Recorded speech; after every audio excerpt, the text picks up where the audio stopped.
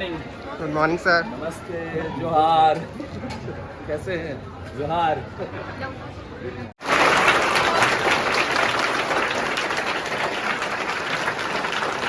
आप सब के लिए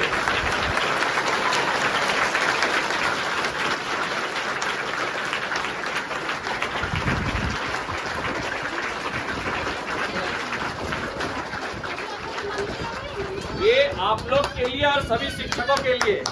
thank you so much sir.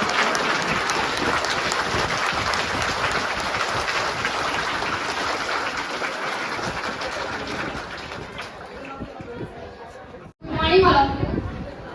The world is full of diamonds and gems, and we are having some of them here today to view this event. Mr. Anjani Kumar Sahai, Embassy of Malia and Macedonia. So now I would like to call Director of our school, that is Dr. Tanveer Ahmed. Please come and greet our chief guest.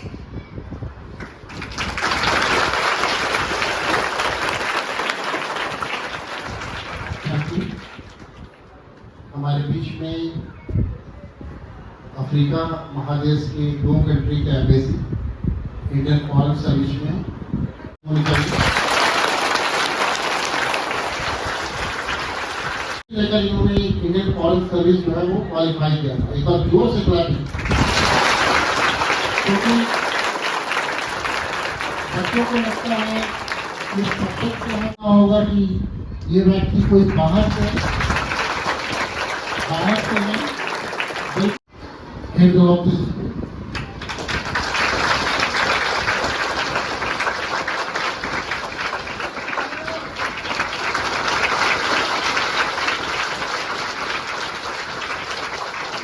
I'd like to call Principal Ma'am of this school, Professor Padu. Please come and say few words about our chief guest, Mr. Anjani Kumar Sahai. सबसे पहले मैं अपने छोटे भाई का शुक्रिया अदा करना चाहूंगी। वाराणसी के 2 चीज में ही हम लोग को रुकना नहीं है, बहुत सारी चीजें हैं आगे बढ़ने के लिए, वो सभी चैनल। Thank you. साहब की खिदमत के लिए है और मैं होगा। जय हिंद, जय Bharat. I would like to give my heartiest welcome to our chief guest, Mr. Anjani Kumar Sahai. Please, sir, come and say words about your success, about your life, about your struggle. Please, sir, come.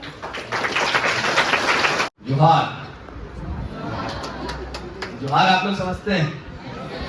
नमस्कार, आदाब, good morning. कैसे हैं आप लोग सब? बहुत खुशी की बात है।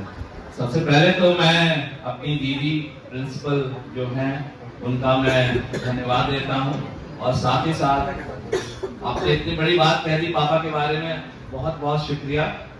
और तनवीर के बारे में मैं कुछ कहूंगा, हालांकि तनवीर ने सब कुछ कह दिया जो मैं सोच रहा था कि मैं आप लोगों से कहूंगा, लेकिन तनवीर ने पहले सब कुछ कह दिया।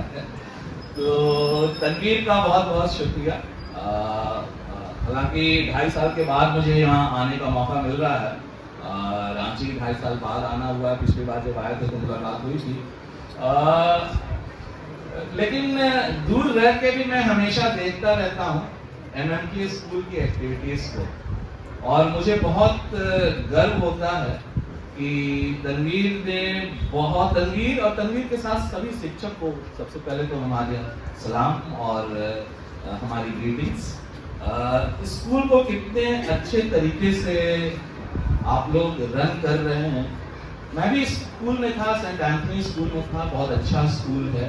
वहाँ से 1988 में आप लोग उस वक्त नहीं आए थे दुनिया में, बच्चे सभी, उस वक्त मैं पास हुआ था वहाँ से।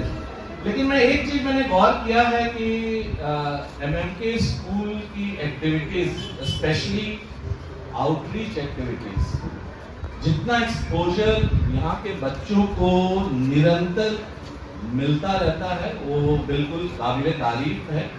और वो एक्सपोजर सिर्फ मीटिंग का पर्पस सर्व नहीं करती है, उस मीटिंग से आदमी बहुत सी चीज ऐसी सीखता है जो शायद उस वक्त उसका इम्पैक्ट ना पता चले, लेकिन बाद में उस तरह की चीजें मीटिंग क्योंकि कई बार आदमी किसी से मिलता है तो वो इंस्पिरेशन कहीं पे छुपा रहता है मन में।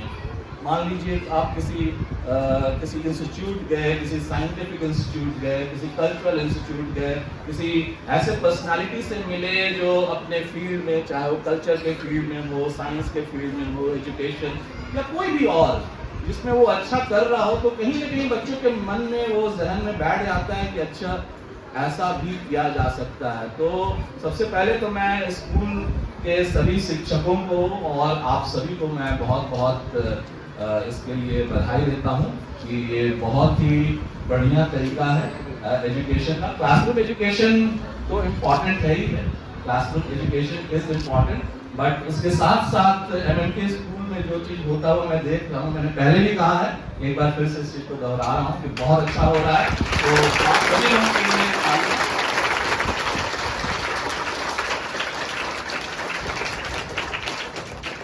जितना टूर्स पे तुम तनवीर इन बच्चों को ले आते हो, आप लोग सब लोग ले आते हैं, मैंने और कहीं नहीं देखा है, तो वाकई ये बहुत ही खुशी की बात है। तनवीर ने कई तनवीर और प्रिंसिपल मैडम जो हमारी दीदी हैं, उन्होंने कई बातों को पहले ही कह दिया है, लेकिन फिर भी मैं कोशिश करता हूँ कुछ चीज़ों को कहने की जो मेरे ख्याल से बहुत ही अहम है। जब मैं स्कूल में था सेंट एंथनी में, यहाँ पर रांची में ही है स्कूल, डोरंडा में, तो मैंने एक दो चीज जो उस वक्त मेरे जहन में था, मैं समझता हूँ कि उस तरह की चीजें आज भी हमारे समाज में है, तो मैं उस चीज को कहना चाहूंगा और आप लोगों से मैं फीडबैक चाहूंगा कि क्या वाकई ऐसा हो रहा है। तो जैसे दीदी ने कहा कि समाज का ये जोड़ रहता है, फोकस रहता है कि बच्चे इंजीनियर बने, डॉक्टर बने, ये 3 4 5 चीजें हैं जिन पे पेरेंट्स कहते हैं, पड़ोसी लोग कहते हैं, चाचा मामा सभी लोग कहते हैं बच्चों को ये करना चाहिए। लेकिन मेरा ख्याल है कि ये सही तरीका नहीं है। सभी की बात तो सुननी चाहिए, क्योंकि हर व्यक्ति आप में से जहाँ पे जितने भी बच्चे, जितने भी टीचर्स, जितने भी लोग मौजूद हैं, मैं ये कहना चाहूंगा कि हम लोग सब यूनिक हैं। हमारा कोई भी दूसरा एग्जाम्पल या कोई दूसरा पीस नहीं, हम लोग बिल्कुल यूनिक हैं। तो उस लिहाज से आप लोग सभी को अपने ऊपर बहुत ही कॉन्फिडेंस होना चाहिए कि आप अपने तरह के एकमात्र व्यक्ति इस पूरी पृथ्वी पर हैं। एक चीज। दूसरी बात मैं ये कहना चाहूंगा कि ये जो जोड़ रहता है समाज का, परिवार का, मोहल्ले का, कि ये पढ़ना चाहिए, वो पढ़ना चाहिए, तो मैं ये कहना चाहूंगा कि ये सबसे अहम ये है कि आपको किस चीज में मन लगता है। एक क्लास में अगर 30 लोग हैं, 30 बच्चे हैं, तो हर किसी को किसी एक सब्जेक्ट में मन लगे ये जरूरी नहीं, और ऐसी अपेक्षा भी नहीं होनी चाहिए किसी की, ना पेरेंट्स की, ना टीचर्स की, ना समाज की, कि सभी बच्चे का इंटरेस्ट एक ही जैसा हो। एक दूसरी बात ये है कि ये भी जरूरी नहीं है कि एक खास उम्र में सभी बच्चे का फोकस उतना ही हो जितना क्लास के चंद बच्चों का हो।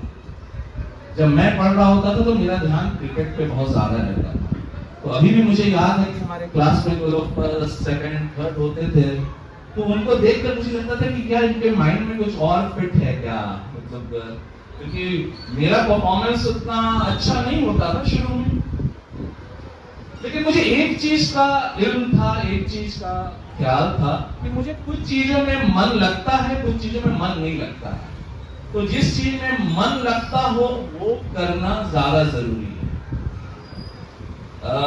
शायद मैंने पहले भी एक चीज को कहा है कि जिस चीज में अगर आपको मन लगता हो, जिस चीज को करने में आप घंटों व्यस्त रह सकते हैं, ना खाने का मन करे, ना कुछ और मन करे, मन ना भटके, और जो आपके दिल के बहुत करीब हो, तो ऐसी चीजों को ढूंढने की कोशिश करनी चाहिए। आप लोग सभी लोग किस क्लास के बच्चे हैं?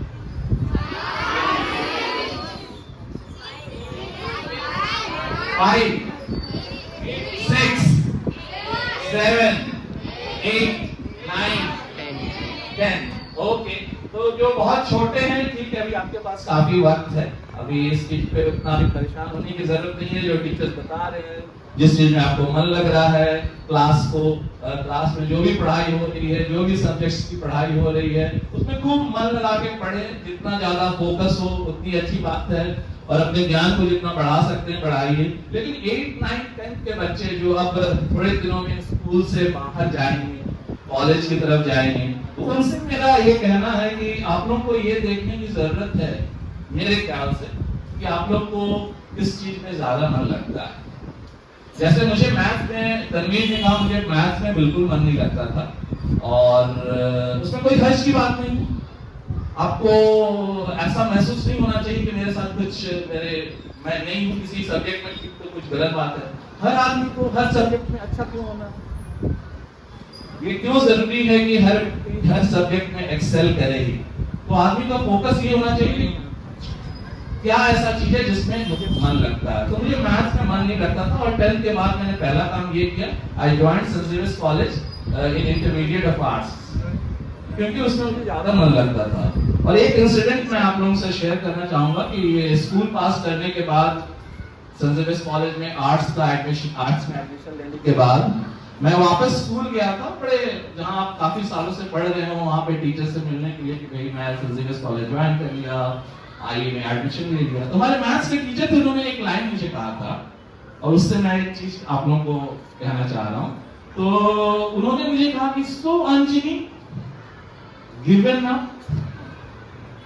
तो हमारे मैथ्स टीचर, उनके अनुसार, विद ऑल ड्यू रिस्पेक्ट, बड़े रिस्पेक्टेड टीचर थे, मैं बहुत आदर सम्मान करता हूँ, लेकिन मैं बात कुछ कहना चाह रहा हूँ। उन्होंने कहा कि सो अंजनी, जब मैंने उनसे ये कहा कि मैंने सेंट जेवियर्स कॉलेज में आईए में एडमिशन ले लिया है, उन्होंने कहा कि सो Anjani given up, with all due respect, it is not about giving up, it's about selecting what you like. आप इन दो चीजों का फर्क समझ रहे हैं, खासकर 8, 9, 10 के बच्चे, क्योंकि कई बार ऐसा होगा जब आपके इर्द गिर्द लोग ऐसा बोलेंगे कि आपको ये करना चाहिए। मेरा सिर्फ ये कहना है कि आप खुद को टटोले कि मुझे मन क्या चीज में लगता है। जिस चीज में मन लगता है उस चीज को आप बहुत बखूबी कर सकते हैं, उस चीज को करने में आपको परेशानी महसूस नहीं होगी, उस चीज में आप एक्सेल कर सकते हैं। और अगर कुछ न भी हुआ तो आप खुश रहेंगे, क्योंकि रोज आप वो काम कर रहे हैं जिसमें आपको मन लगता है। मैं एक और इंसिडेंट बताऊंगा, और मैं आप लोग से चाहूंगा कि इस तरह का चीज आप लोग के साथ होता है क्या। 10th के बाद की बात है, मेरा एक बहुत ही करीबी दोस्त, स्कूल फ्रेंड ही था, ही बिकेम इंजीनियर, अभी भी हम लोग कनेक्टेड हैं। तो उसके हमें मेरा अक्सर आना जाना होता था। तो वहाँ एक दिन स्कूल के बाद बैठे हुए थे आंटी के साथ, अपने दोस्त की मदर के साथ। उन्होंने पूछा कि अन्य क्या कर रहे हो, तो मैंने बोला कि मैं आर्ट्स ले रहा हूँ। उन्होंने बोला ये क्या कर रहे हो, ये क्या कर रहे हो, तुम्हें मैथ्स लेना चाहिए, तुम्हें पहले इंजीनियरिंग देना चाहिए, मेडिकल का एग्जाम देना चाहिए, और कहीं कुछ नहीं हुआ तो आर्ट्स तो रखा ही था। ऐसा होता है क्या आप लोग के साथ? इस तरह से लोग करते हैं क्या अभी भी 30 साल बाद? हाँ, तो बस मैं कहना ये चाह रहा हूँ कि फॉलो योर हार्ट, जो दिल करे। लोगों से बात कीजिए, अपने बड़ों से बात कीजिए, काउंसलर से बात कीजिए, टीचर्स हैं यहाँ, वो आपको बताएंगे कि क्या क्या पॉसिबिलिटीज है। लेकिन इम्पोर्टेंट ये है कि वो काम करें, वो चीज की पढ़ाई करें जिसमें आपको मन लग रहा है। अगर मैं मैथ्स पढ़ता सभी के कहने पे, तो मुझे नहीं लगता है कि मैं आगे मैथ्स के साथ आगे बढ़ सकता था, क्योंकि मुझे बिल्कुल मन नहीं लगता था। तो ये एक पॉइंट, ये पढ़ाई के बारे में। सेम चीज मैं करियर के बारे में भी बोलना चाहूंगा।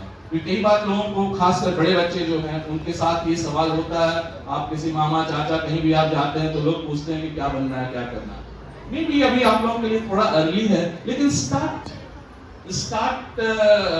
Looking for your interest, start finding what is it that interest you. और जैसा कि दीदी ने कहा कि ये 3-4 चीजें नहीं है, दुनिया काफी बदल गई है पिछले 30-35 सालों में। अब बहुत से अपॉर्चुनिटीज। कल मैं एक बच्ची से मिला, एक बचपन के एक दोस्त है, उनकी बच्ची, she is very good in design, she is very good in art, और वो उसको एक करियर के रूप में लेना चाह रहे हैं। There are people who are good in sports. If you think you can excel, pursue it. There are people who can, आजकल टीवी का माध्यम आ गया है, टीवी सीरियल्स और बहुत से एडवर्टाइजमेंट, इतने तरह के फील्ड्स खुल गए हैं। तो अपने आप को सीमित न रखें, अपने आप को सीमित न रखें, अंदर की कोई आवाज है तो उसको फॉलो करें। एक और बात मैं आप लोगों से कहना चाहूंगा कि अपने जो भी नॉलेज है उसको डेली बेसिस पे रोजाना कुछ उसमें इजाफा करें। एक छोटा सा एग्जांपल मैं कहूंगा कि वोकैबुलरी की बात, लैंग्वेज स्किल्स आर इम्पोर्टेंट। रोज अगर हम 5 नए शब्द सीखते हैं, जिस भी भाषा में, भाषा की बात नहीं कर रहा, लेकिन जिस भी भाषा में रोज अगर हम 5 नए शब्द पढ़ते हैं, सीखते हैं, एक महीने में वो 150, एक साल में आप, मेरा हिसाब करो कमजोर है इसलिए मैं नहीं जोड़ पा रहा हूं, लेकिन एक साल में आप समझ लीजिए कितना। कहने का मतलब है कि रोज सतत प्रयास करें और जिस भी फील्ड में आप जाएं, जिस भी फील्ड में, जैसे सिविल सर्विसेज ही है, तो ये बहुत जरूरी है, खासकर उन लोगों को के लिए जो लोग सिविल सर्विसेज या ऐसे किसी एग्जाम की आगे चलकर तैयारी करना चाहते हैं। तो रोजाना आप अपने जो पढ़ाई है उससे बियॉन्ड कुछ पढ़ें, जनरल नॉलेज। अब जनरल नॉलेज का मतलब ये नहीं होता है कि भाई रांची में किसी कोने में किसकी लड़ाई हो गई, किसने किसी को पीट दिया, वो नहीं, लेकिन कुछ ऐसा इंपॉर्टेंट चीज नेशनल लेवल पर, स्टेट लेवल पर, इंटरनेशनली, साइंस के फील्ड में, स्पोर्ट्स के फील्ड में, एजुकेशन के फील्ड में, पॉलिटिकल, किसी भी चीज, सरकार का कोई ऐसा प्रोग्राम है जो अफेक्ट जो लोगों के लिए है, तो अपने नॉलेज को रोज थोड़ा थोड़ा आप लोग बढ़ाएंगे तो आप देखेंगे कि 1 महीने के अंदर बहुत सी ऐसी जानकारी आपके पास होगी जो पहले नहीं थी। और ये प्रोसेस अगर चलता रहा तो आपको सिविल सर्विसेज में तो मदद मिलेगा ही, लेकिन अगर सिविल सर्विसेज नहीं भी है तो किसी भी फील्ड के लिए it's good to be an informed person जो सिर्फ अपने सब्जेक्ट के बारे में नहीं, अपने सब्जेक्ट के बियॉन्ड भी चीजों की जानकारी रखता है। चूंकि छोटे बच्चों से बात हो रही है तो मैं 1-2 बात और कहूंगा और उसके बाद मैं चाहूंगा कि बजाय ये कि मैं बोलता रहूं, वो आपके लिए रेलेवेंट हो ना हो, मैं चाहूंगा कि आप लोग हमसे कुछ पूछें। अगर मेरी जानकारी में हो तो मैं जवाब देने की कोशिश करूंगा, लेकिन उससे पहले 1-2 बात कहना चाहता हूं कि जितना ज्यादा आप भ्रमण करते हैं, ट्रैवल इज एन एजुकेशन, और ये देखकर मुझे बहुत खुशी होती है कि तनवीर, आप लोग सभी लोग बच्चों को काफी दूर दूर अलग अलग स्टेट्स, पार्लियामेंट, मतलब कई, मैं फेसबुक पर कई बार देखता रहता हूँ तो मुझे बहुत खुशी होती है। और उसी से रिलेटेड संबंधित मैं एक बात कहना चाह रहा हूँ कि travel is a big education. काफी वो जो मन में हमारे भरा रहता है कि ये सही है, ये गलत है, उस चीज को समझने में बहुत मदद करता है। एक एग्जाम्पल जो मैं हमेशा कोट करता हूँ, मैं आप लोगों को बताऊंगा। आप लोगों को आम अच्छा लगता है? आम खाते हैं आप लोग? आम का सीजन क्या होता है? गर्मी। मंथ बता सकते हैं आप लोग, कोई भी बच्चे? आम रांची में कब उपलब्ध होता है? समर में, पता है? मतलब मंथ बता सकते हैं? अप्रैल से लेकर जुलाई अगस्त तक खत्म हो जाता है, सही? हाँ, मार्च में फूल और आने लगता है, फिर छोटा, फिर जुलाई एंड होते होते खत्म होने लगता है।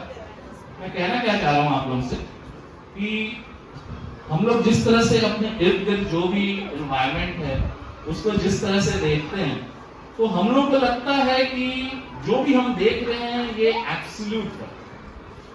तो आम का सीजन आपसे कोई पूछेगा तो आप कहेंगे अप्रैल से लेकर के जुलाई तक। जब मैं पहली बार श्रीलंका गया तो मैंने देखा आम पेड़ पे दिसंबर में, तो मुझे लगा कि जो मैं बचपन से जिस चीज को मैं एक फैक्ट समझ रहा था कि यथार्थ है, वो यथार्थ वैसा नहीं है। फिर मैं मैक्सिको जब गया तो मैंने देखा कि आम तो कई महीने, सालों भर ऑलमोस्ट अमरूद की तरह है। वेनेजुएला गए, Latin America, further south America, वहां देखा कि आम का तो मतलब सालों भर, ऑलमोस्ट पूरे साल नहीं, लेकिन अमरूद की तरह है। अभी जिस जगह पे मैं हूँ, माली में, पश्चिम अफ्रीका में, तो वहाँ आम बहुत ही डिलिशियस, बहुत चारों तरफ जिधर आप देखेंगे आम का पेड़ आपको मिलेगा, और यहाँ पर भी आम काफी लंबे समय तक वहाँ मिलता है। कहना मैं क्या चाह रहा हूँ, मैं कहना ये चाह रहा हूँ कि अपने नॉलेज को, अपनी अंडरस्टैंडिंग को सीमित ना रखें, और जो चीज आपको पता है उसको क्वेश्चन करने की कोशिश करें। कई बार आदमी को लगता है कि मुझे ये पता है, ये एब्सोल्यूट सही है। ट्रैवल आपको ये अपॉर्चुनिटी देता है कि अलग अलग जगह सेम रियलिटी इज डिफरेंट। एक और पॉइंट मैं आप लोगों से कहना चाहूंगा कि कई बार हम लोग को लगता है कि हम जो कुछ भी कर रहे हैं, हमारे खाने का तरीका, हमारे पीने का तरीका, वो सब सही है, हमारे लिए सही है। लेकिन आप पूरी दुनिया में जाएंगे, अलग अलग जगह, अलग अलग कल्चर्स में देखेंगे, तो सेम चीज को करने का अलग अलग तरीका हो सकता है। और सबसे इंपॉर्टेंट बात यह है कि सारा सही, सब अपने अपने जगह सही। ये मैं इसलिए कह रहा हूं कि we are now living in a globalised world. एक ऐसी दुनिया में रह रहे हैं जहां पर एक जगह कुछ होता है, उसका असर दूसरी जगह होता है। बहुत सी चीज जो हम लोग मार्केट में इस्तेमाल कर रहे हैं वो कहीं और से आया हुआ चीज होता है। तो ये एक म्यूचुअल रिस्पेक्ट, म्यूचुअल अंडरस्टैंडिंग बहुत जरूरी है। अब आज से 30 साल पहले जो दुनिया थी आज नहीं है। जब आप लोग बड़े होंगे, it will be a more globalised, more integrated society. तो इस तरह के वैल्यूज का बहुत इंपॉर्टेंट होगा, म्यूचुअल रिस्पेक्ट का। जैसे आपको जितना रिस्पेक्ट चाहिए उतना ही आप किसी दूसरे सोसाइटी, कंट्री, कल्चर के लिए हो। तो इसके लिए जरूरी है कि अपने कल्चर, अपने सोसाइटी, अपने कंट्री के बियॉन्ड भी हम चीजों को जानने की कोशिश करें। आप में से कितने लोगों को पता है कि माली कहाँ है? आप लोगों ने माली का नाम, बड़े बच्चों से खासकर मैं पूछ रहा हूँ जो लोग ज्योग्राफी पढ़ते हैं, मैथ देखते हैं, माली, मॉरिटानिया आप लोगों को पता है अफ्रीका में कहाँ है? नहीं पता है, कोई बात नहीं। हाँ, अफ्रीका ना ऐसा बड़ा सा देश में कॉन्टिनेंट है। तो जनरली हमारे दोस्त काफी पढ़े लिखे भी, वो लोग से कई बार पूछते हैं, तो वो जैसे मैं बोलता हूँ अच्छा माली अफ्रीका में, वो अच्छा साउथ अफ्रीका में, अच्छा साउथ अफ्रीका में। साउथ अफ्रीका इतने बड़े कॉन्टिनेंट का एक देश है। और अगर इंडिया के मैप पे, अगर इंडिया को हम लोग समझ लें कि अफ्रीका है, तो तमिलनाडु साउथ अफ्रीका है और गुजरात माली, तो कितना दूर है। तो कहना ये मैं चाह रहा हूं कि किसी भी जगह के बारे में जो अभी आज तक बड़े बच्चे जो पढ़ माली में भी, और सहारा डेजर्ट का आप लोगों ने नाम सुना होगा, काफी biggest desert in the world, तो वो माली में भी है। टिम्बकटू का आप लोगों ने नाम सुना? हम समझते हैं कि आप लोगों ने सुना होगा टिम्बकटू। कई बार एक दूसरे से मजाक भी करते हैं कि कहां से आया, अच्छा टिम्बकटू से आया, बहुत दूर से कहीं से आया। तो मैं फिलहाल तो टिम्बकटू से आ रहा हूं आप लोगों के पास। टिम्बकटू जिसका नाम आपने काफी सुना हुआ है, भारतीय फिल्मों में भी कई बार उसका उल्लेख होता है। तो Timbuktu is a place in Mali और बहुत ही खूबसूरत जगह है। और उसमें इम्पोर्टेंट ये कि वो एक बहुत ही, जैसे इंडिया में कई पुरानी यूनिवर्सिटीज थे, उसी तरह टिम्बकटू में भी एक ऐसा प्लेस ऑफ लर्निंग, वहाँ सूफी ट्रेडिशन बहुत स्ट्रॉन्ग है टिम्बकटू में। और वहाँ के मैन्युस्क्रिप्ट्स आज से 1000 साल पहले, 1200 साल पहले ऐसे बहुत से manuscripts, it was a place of learning, it was a great place of learning. So वो टिम्बकटू है। हालांकि उसको हम लोग हमेशा मजाक में ये कहते हैं कि कोई भी व्यक्ति कहीं दूर से आ रहा है तो कहते हैं टिम्बकटू से आ रहा है। तो Timbuktu is a great place of learning. मैं थोड़ा सा माली के बारे में आपको बता दूं क्योंकि मैं वहां से आ रहा हूँ। तो माली एक बहुत ही बड़ा देश है, 1/3 the size of India. India जितना बड़ा है उसका 1/3 है साइज। करीब 20 मिलियन लोग वहां रहते हैं। और तनवीर को ये पता है कि वहां के लोगों को भारत से बहुत ज्यादा प्यार है। वो भारतीय गाने, भारतीय फिल्म्स, भारतीय टेलीविजन सीरियल्स ये लोग बहुत देखते हैं। और कई लोग हैं वहां जो भारत का राष्ट्रगान भी गाते हैं। वो लोग कभी यहाँ आए नहीं पर भारत का राष्ट्रगान भी गाते हैं। और आज से लगभग 2 साल पहले प्रधानमंत्री के मन की बात जो प्रोग्राम है उसमें उन्होंने माली के बारे में उल्लेख किया था एक व्यक्ति है सेनू देम्बेले जो पिछले 20 साल से मालियन, पिछले 20 साल से वो रेडियो टेलीविजन पे भारतीय प्रोग्राम, म्यूजिक, डांस, फिल्म्स के बारे में करते हैं। और उनके 2 बच्चे हैं, मोहम्मद और फातुमाता। और फातुमाता और मोहम्मद जो उसके 2 बच्चे हैं वो भारत का राष्ट्रगान भी गाते हैं। और इस चीज का उल्लेख प्रधानमंत्री ने अपने मन की बात प्रोग्राम में भी किया था। तो और ज्यादा नहीं कहते हुए मैं बस यही कहूंगा कि आप लोग खूब मेहनत करें।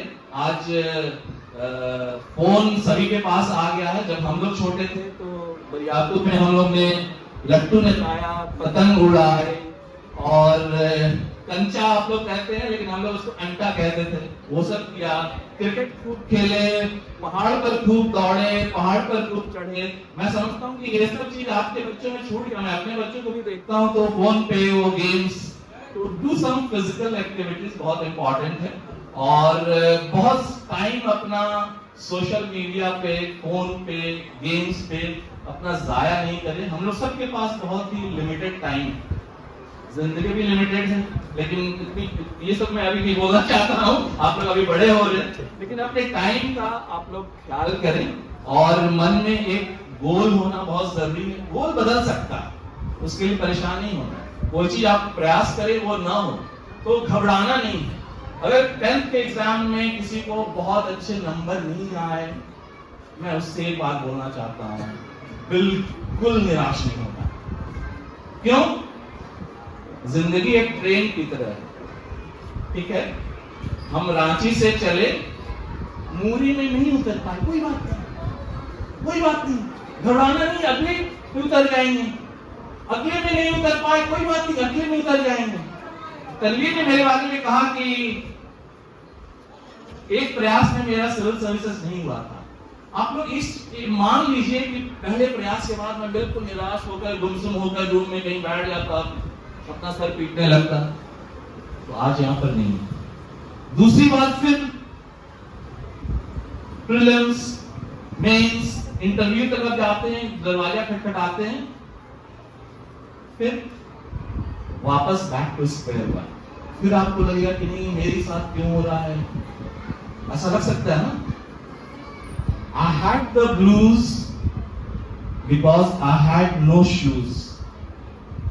हिंदी में भी मैं बोलूंगा, I had the blues because I had no shoes until upon the street I saw a man who had no feet. Let me not say the word man, but a person who had no feet.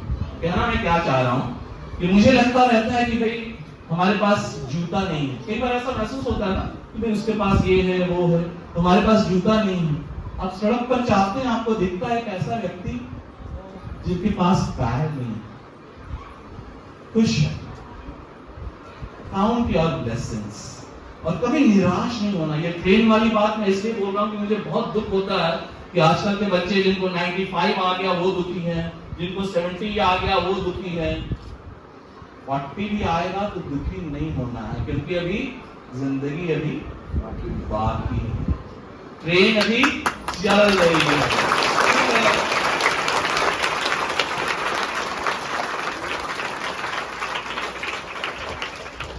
और खुद को compare नहीं करना।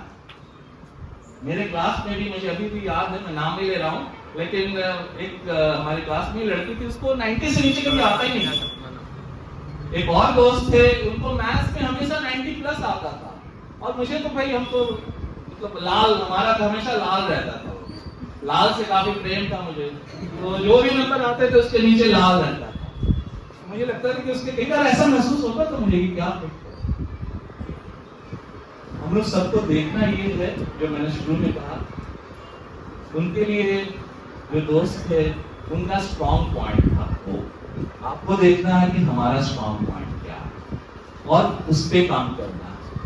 एक example लेके मैं बस रुक रहा हूँ। सचिन तेंदुलकर को आप लोग सब लोग जानते हैं, बहुत महान खिलाड़ी, उनके बारे में मैं क्या बोलूंगा, मैं कुछ नहीं बोल सकता, लेकिन एक चीज बोलूंगा कि उनके साथ ऐसा था कि उनका जो हॉबी था, हॉबी क्रिकेट, वही उनका प्रोफेशन भी था। तो बहुत कम लोग ऐसे होते हैं दुनिया में जिनका प्रोफेशन और हॉबी एक होता है। तो हमारा प्रयास ये होना चाहिए कि हॉबी और प्रोफेशन में जितना दूरी को हम कम कर पाए वो जीवन के लिए सबसे अच्छी बात है, क्योंकि हम लोग खुश रह सकते हैं। और अगर ऐसा न भी हुआ तो आप लोग एक हॉबी, एक ऐसी चीज को जरूर परस्यू करें जिसमें आपको बहुत मन लगता हो, वो काम के अलावा हो, जिसमें इतना मन लगता हो कि इससे खुशी मिलती है, ताकि आप लोग खुश रह सकें। तो बस अभी मैं इतना ही कहना चाहूंगा। मैं एक बार फिर से तनवीर दीदी आप लोग सभी को बहुत बहुत बधाई देता हूँ। जिस खूबसूरत तरीके से आप लोग स्कूल को रन कर रहे हैं, और सभी बच्चों को खासकर बहुत बहुत शुभकामनाएं। आप लोग जो भी करना चाह रहे हैं, आपके पेरेंट्स अपने टीचर्स की मदद से आप लोग को खूब सफलता मिले, खूब आगे बढ़े, और देश का आप लोग नाम रोशन करें। हमेशा ख्याल रखें कि हर किसी को इतना सब कुछ नहीं मिला हुआ होता है, तो इस चीज का अगर आप ख्याल करेंगे, इस चीज को अगर ध्यान रखेंगे कि you are very fortunate, you are blessed, हमेशा इस चीज का ख्याल रखें कि आपको बहुत सा कुछ ऐसा मिला हुआ है जो बाकी को नहीं है। बहुत से बच्चे अभी स्कूल में नहीं है शायद, तो feel happy, be very proud about yourself, और अपने को किसी और से कंपेयर नहीं करें। अपना एक रास्ता कोई भी हो उसको वहां तक पहुंचने की कोशिश करें, और वहां तक न पहुंच पाए तो कोई दूसरा गोल, निराश कभी नहीं होना चाहिए। तो बस इन्हीं शब्दों के साथ मैं चाहूंगा कि आप लोग को अगर कोई सवाल हो, किसी भी तरह का आप लोग पूछना चाहें तो आप लोग पूछ सकते हैं। मुझे बहुत खुशी होगी आपसे बात करके। धन्यवाद। जय हिंद। मेरा क्वेश्चन आपसे ये है कि अभी आपने कहा था कि आप जब स्कूल में थे तो फिर आपको मैथ्स में इंटरेस्ट नहीं था, आपका ध्यान क्रिकेट में रहता था, तो आपने फिर 10th पास आउट होने के बाद फिर आपने आर्ट्स चूज किया, तो फिर आपको 10th से पहले भी आर्ट्स में इंटरेस्ट था, केमिस्ट्री में, सोशल साइंस में इंटरेस्ट था, तो फिर 10th के बाद आपको मैट्रिक में अच्छा मार्क्स नहीं मिला मैथ्स में, इसकी वजह से आपने आर्ट्स को चूज किया? बहुत खूबसूरत सवाल है आपका। आप लोग मेरी आवाज सुन पा रहे हैं? क्या नाम है आपका? हाँ, सबा परवीन बेटे, आपने बहुत ही अच्छा सवाल पूछा, क्योंकि उसमें एक आपने ये कहा कि मैथ्स में नंबर नहीं आया इसलिए आपने किया या आपको इंटरेस्ट था। मैं एक सवाल था। हाँ, तो मैथ्स में मुझे मन नहीं लगता था। मैं तो हर जगह बोलता हूँ, जहाँ जाता हूँ मैं बोलता हूँ, इसलिए नहीं कि किसी को हतोत्साहित करने के लिए, ये कहने के लिए कि अगर मैथ्स में मन नहीं भी लगता है तो कोई बात नहीं, जिस चीज में मन लगता है वो करें। तो मुझे शुरू से आर्ट्स, शुरू से कल्चर, हिस्ट्री, इन सब चीजों में मुझे बहुत मन लगता था। मेरा एक YouTube चैनल है, प्रचार के लिए मैं नहीं कह रहा हूँ, लेकिन उस चैनल पे मैं अपने ये तो एक विदेश सेवा में रहना एक फुल टाइम जॉब है, लेकिन उसके साथ एक हॉबी है। तो उस चैनल पे मैं द वर्ल्ड इज वन नाम है उसका, उस चैनल में मैं पीपल, प्लेसेस, नेचर, कल्चर, पूरी दुनिया में जहां भी जाने का, यहाँ पे भी रांची का भी कई वीडियोस मैंने बनाए हैं पिछले कुछ दिनों में। कहना मैं ये चाह रहा हूँ कि मुझे मैथ्स में मन नहीं लगता था, मार्क्स नहीं आए, दूसरी चीजों में मुझे मन लगता था जो आर्ट्स से रिलेटेड थे, हिस्ट्री से रिलेटेड थे, कल्चर, सोशियोलॉजी, हिस्ट्री, ठीक है, एंथ्रोपोलॉजी हमारे फादर का सब्जेक्ट था, तो कुछ असर उसका भी था, लेकिन इन सब चीजों में, लिटरेचर में मुझे मन लगता था। तो ये मन लगता था जिस तरफ, तो मैंने 10th में, मैंने थोड़ी देर पहले कहा, जब टीचर मुझसे कहा कि have you given up maths, अपने मन में, वो इतने बड़े थे, मैं उनको ये नहीं लाइन कहा था, लेकिन अपने मन में मेरी बात ये थी कि I have not given up something, I have chosen something which is close to me. आपको स्टेज में पहुंचने के लिए कौन कौन से प्रॉब्लम से फेसेस करने पड़े, आप क्या सकते हैं? तो सवाल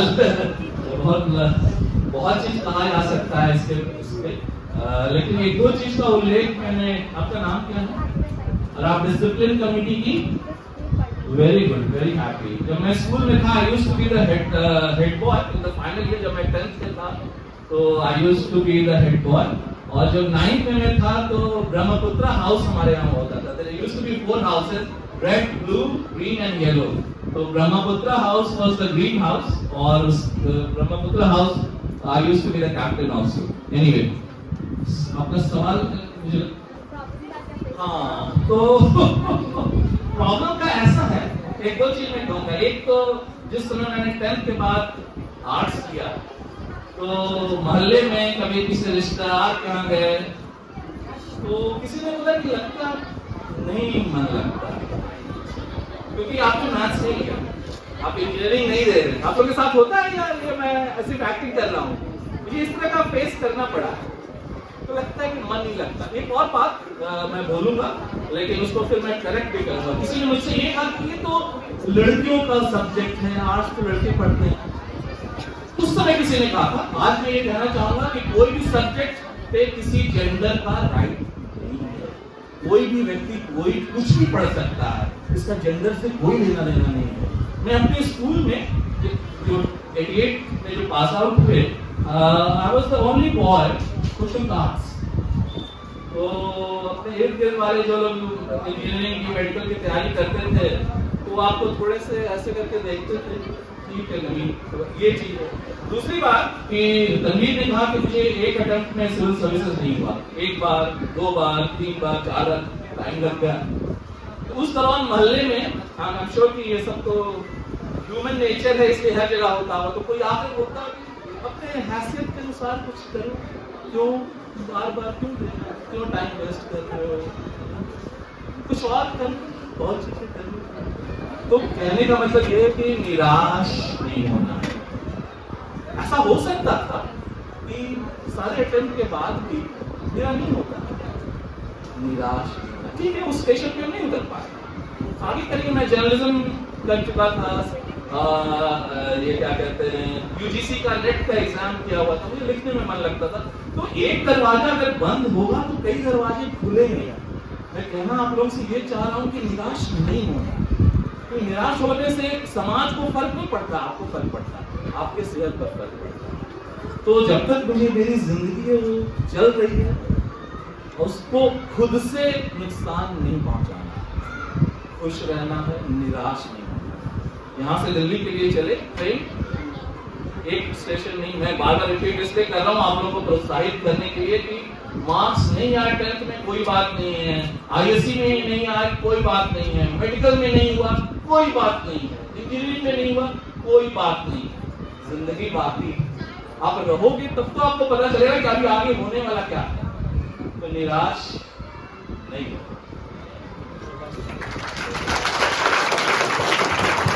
My question is, sir, आप सक्सेस कैसे मिले? लाइफ में सक्सेस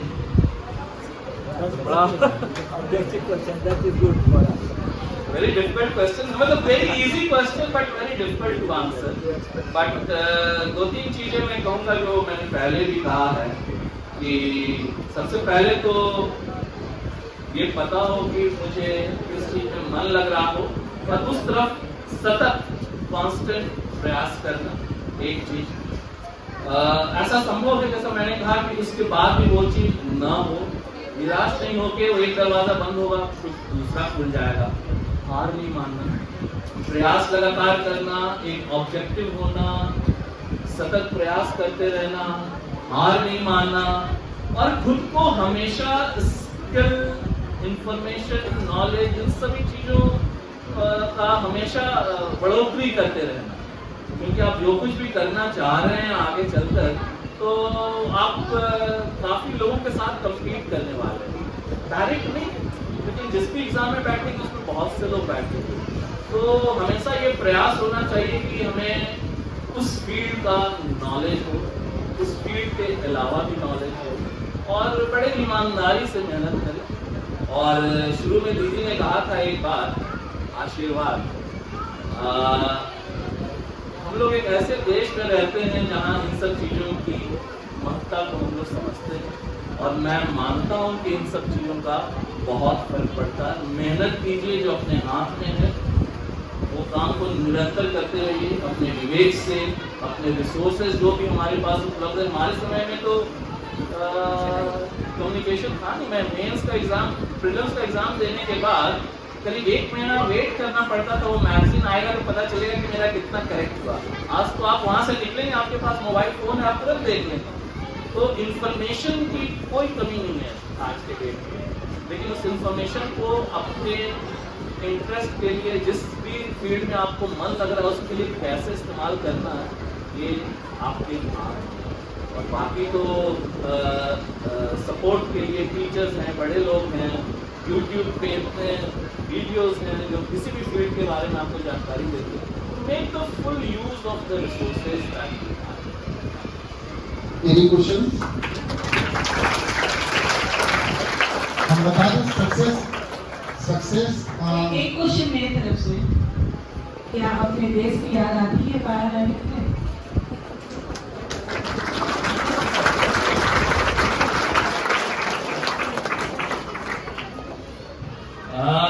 मैं रोज अपने देश के बारे में बाहर रहकर समझता हूँ, रोज। विदेश सेवा का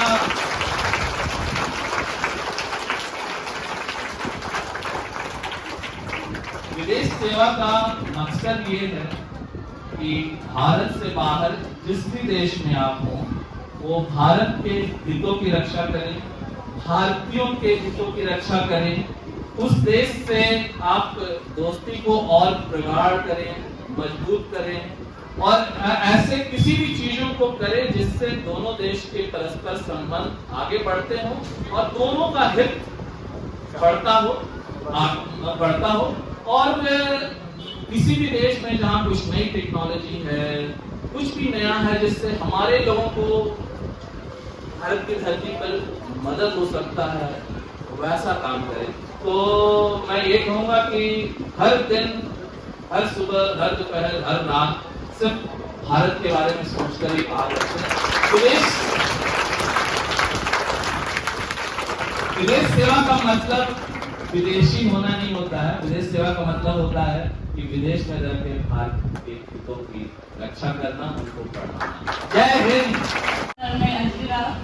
सर मेरा क्वेश्चन ये है कि अभी जैसे कि बोर्ड के रिजल्ट आए हैं, तो मैंने देखा है कि मेरे स्कूल का जो रिजल्ट हुआ है वो 100% रहा है, बच्चों ने बहुत अच्छा किया है। लेकिन सर जितने भी बच्चे आए, सबसे पूछा गया कि आप कौन सा सब्जेक्ट ले रहे हैं, तो सर ज़्यादातर बच्चों का रुझान तो साइंस की तरफ ही रहता है।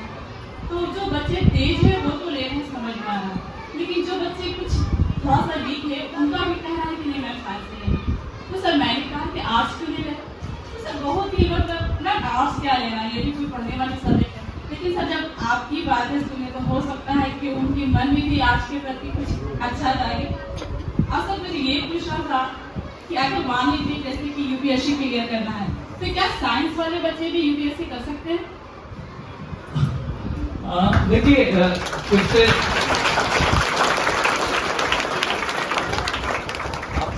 आपने एक ऐसा चीज छेड़ दिया जो मुझे बहुत, मैं करीब से महसूस करता हूँ। आज से नहीं, जब मैं स्कूल में था, और मैं बार बार इस चीज को दोहराना चाहता हूँ जब भी छोटे बच्चों से हमको मिलने का मौका मिलता है, कि इसको वैल्यू जजमेंट के तौर पे नहीं देखना है, क्या पढ़ना नहीं पढ़ना है। असल में समाज में ऐसा हमारे यहाँ है कि we place a value judgement on it, कि आप साइंस पढ़ रहे हो तो मतलब तेज हो, आप साइंस पढ़ रहे हो तो आप सही। We all benefit from science, and I have huge respect for science. I have huge respect for mathematics. बिना साइंस, बिना मैथमेटिक्स के बहुत सी चीज that we take for granted नहीं होगा। I have huge respect for that. मैं कहना कुछ और चाह रहा हूँ। मैं कहना ये चाह रहा हूँ कि अगर आपका मन उसमें नहीं लग रहा है, तो दीन भावना डेवलप करने की जरूरत नहीं है। Feel as confident as others.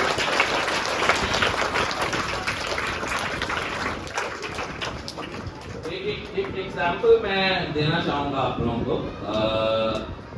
Civil services exam के बारे में आपने कहा, वो सारे सब्जेक्ट्स ओपन, कोई लड़का मैथ्स लेकर, फिजिक्स, केमिस्ट्री लेकर सिविल सर्विसेज देता है, सफलतापूर्वक निकल जाता है। अब मैं अगर दे रहा हूँ या और कोई दे रहे हैं, तो उनको ये देखना है कि क्या मैं मैथ्स लेकर दे सकता हूँ, फिजिक्स केमिस्ट्री लेकर दे सकता हूँ इस एग्जाम को, और सफलता मुझे मिल सकती है। अगर मेरा अंतःकरण कहता है कि नहीं ये सब्जेक्ट नहीं, कोई बात नहीं, there are so many other subjects. तो अपने रुचि अनुसार, मन अनुसार, इंटरेस्ट अनुसार चुने, उसमें भी सफलता मिलेगी। जस्ट बिकॉज मेरा कोई दोस्त मैथ से कर रहा, मुझे क्यों करना? ये कब होता है? जब आपको अपने ऊपर कॉन्फिडेंस नहीं हो, जब आपको लगे कि हम सही नहीं कर रहे। मैंने शुरू में ही कहा था, आप में से हर व्यक्ति, हम में से हर व्यक्ति, we are the only specimen of what we are. हमारे जैसा दूसरा कोई नहीं है दुनिया में, न कोई दूसरा तनवीर है, न कोई दूसरी दीदी है इस दुनिया में जो सेम है। अलग अलग लोग हैं। तो अपने इंटरेस्ट को ध्यान में रखते हुए चीज को करें, तो मुझे लगता है कि सफलता मिलेगी। और सफलता न भी मिली तो जिंदगी में सबसे इम्पोर्टेंट चीज है खुश रहेंगे, क्योंकि आप वो काम कर रहे हैं जिसमें आपका मन लगे। सर, मैं आपसे एक ओपिनियन देना चाहती हूँ कि सर आपने कहा कि जिस चीज़ में आपका दिल लगे वो काम करे, बट अगर मुझे जिस चीज़ में दिल लगता है, अगर मेरे पेरेंट्स मुझे सपोर्ट नहीं करते तो फिर मैं क्या करूँ? उस काम को करूँ या नहीं? आपका नाम क्या है? मुझे लक्ष्य करनी।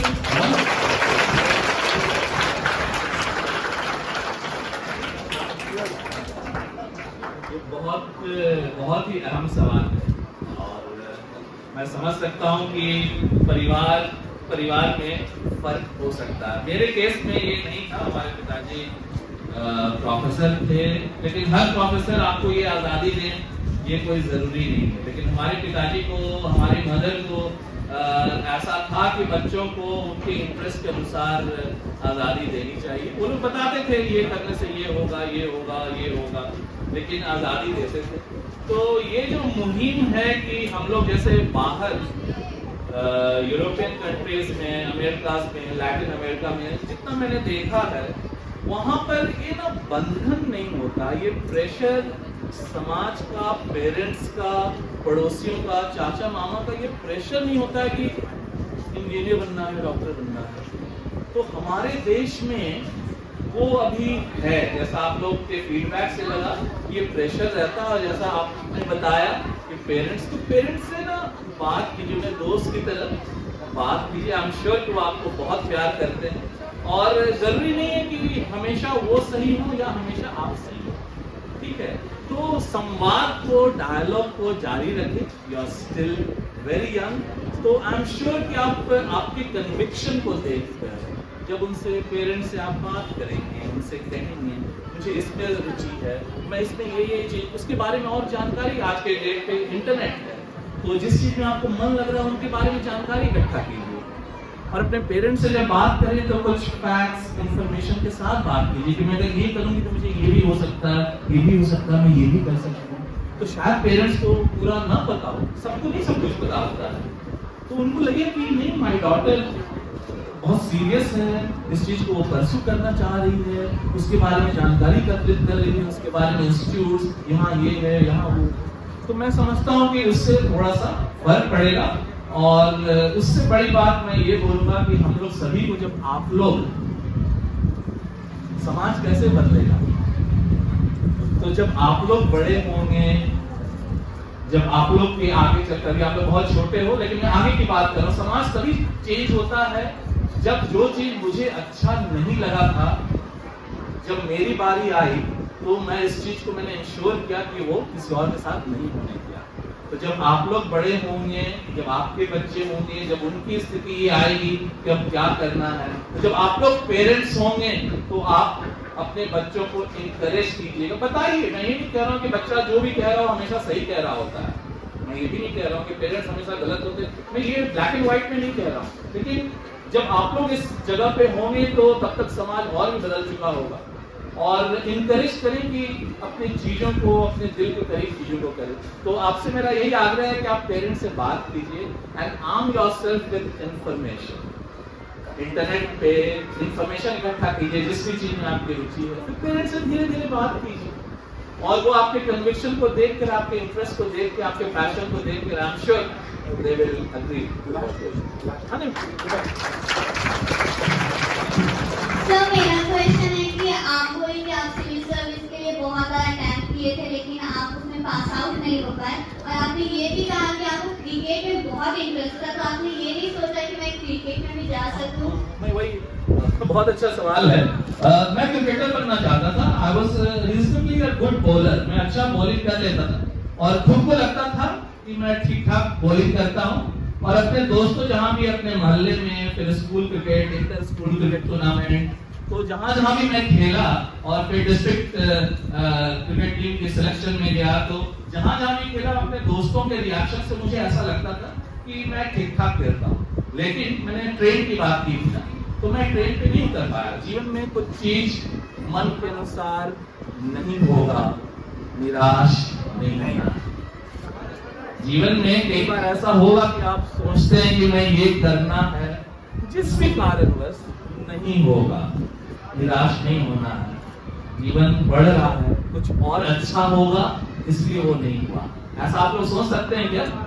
कुछ चीज अगर कभी ना हो तो ये सोच लीजिए कि कुछ उससे अच्छा होने वाला है, इसलिए वो नहीं हुआ। लेकिन आपने कई बार दिल में बिठाए रखा, तो क्रिकेटर नहीं बन पाए, ठीक है, कोई बात नहीं, आप हैप्पी रहते। लेकिन ऊपर वाले ने ये इंश्योर किया कि क्रिकेट खेलते तो भारत को रिप्रेजेंट करते। ऊपर वाले ने कुछ ऐसी ऊपर वाले की कृपा से आज भी मैं भारत के लिए खेल रहा हूँ एज ए डिप्लोमैट, रिप्रेजेंट कर रहा हूँ। Thank you, sir. Good morning, sir. Good morning, sir. My name is Gopinisha. I'm newly joined in the school. I'd like to answer a question.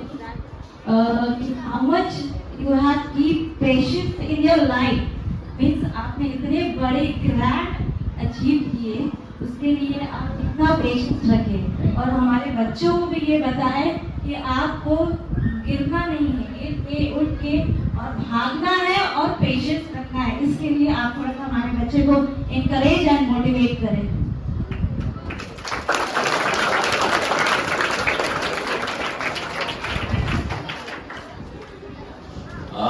बहुत ही आपने ऐसा सवाल गूढ़ सा पूछा है, उस पे तो लोग मैं समझता हूँ कि दीदी, प्रिंसिपल, बाकी टीचर्स हमेशा बात करते ही रहते होंगे। लेकिन अपने केस में मैं ये कहूँ कि देखिए, मैं बार बार मन के लायक मेरे चीजें नहीं हुई।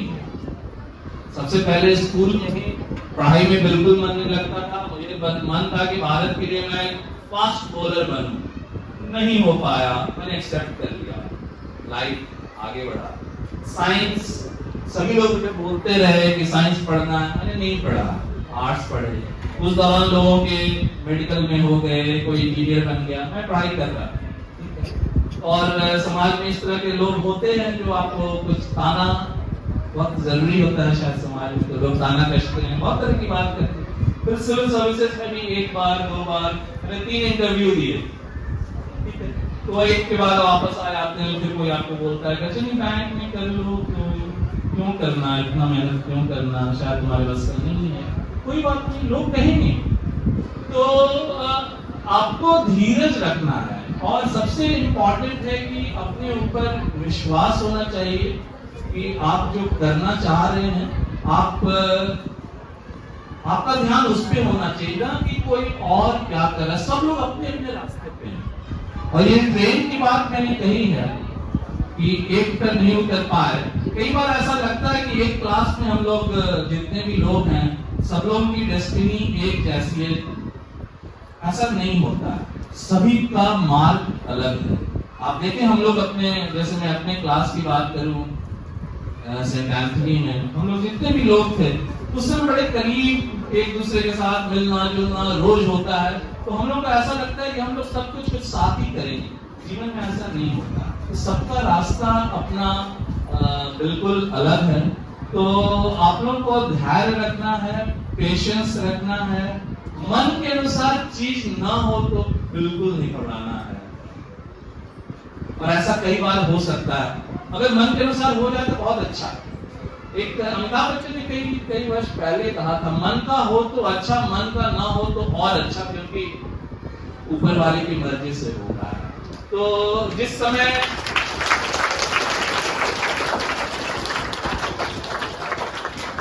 समय मन के अनुसार चीजें नहीं हो रही है, that is the time that you have to be strong. एक कविता है बहुत फेमस, डोंट क्विट। हम समझते हैं बड़े बच्चों ने उसको जरूर सुना होगा। I don't know if I remember. बहुत खूबसूरत कविता है। उस कविता में यही कहा जाता है कि कई बार ऐसा होगा कि आप बहुत करीब आएंगे, काम नहीं हो पाएगा, कई बार ऐसा लगेगा कि अब हमसे नहीं हो पाएगा, कई बार लगेगा कि आप बिल्कुल हताश हो गए हैं। नहीं हारना है और मन छोटा नहीं करना है, ठीक है। मैं एक चीज बचपन में स्कूल के दौरान मैंने एक सेइंग था वो पढ़ा था, वो मुझे बहुत इंस्पायर करता था।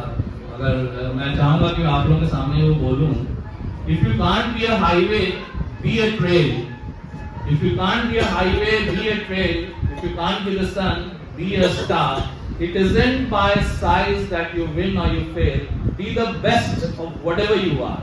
So focus on excellence. आपने कई बार देखा होगा कि मोहल्ले में कई दुकान होते हैं, समोसा कोई बेच रहा होता है, तो किसी एक दुकान में बहुत सभी लोग इकट्ठा वहीं होते हैं। That is excellence. एक्सेलेंस का मतलब नहीं होता है जो रोज टेलीविजन पर आते हैं। उसी तरह मोहल्ले में कोई और बिजनेस कर रहा हो, सभी लोग उसी के पास दौड़ कर जाते हैं।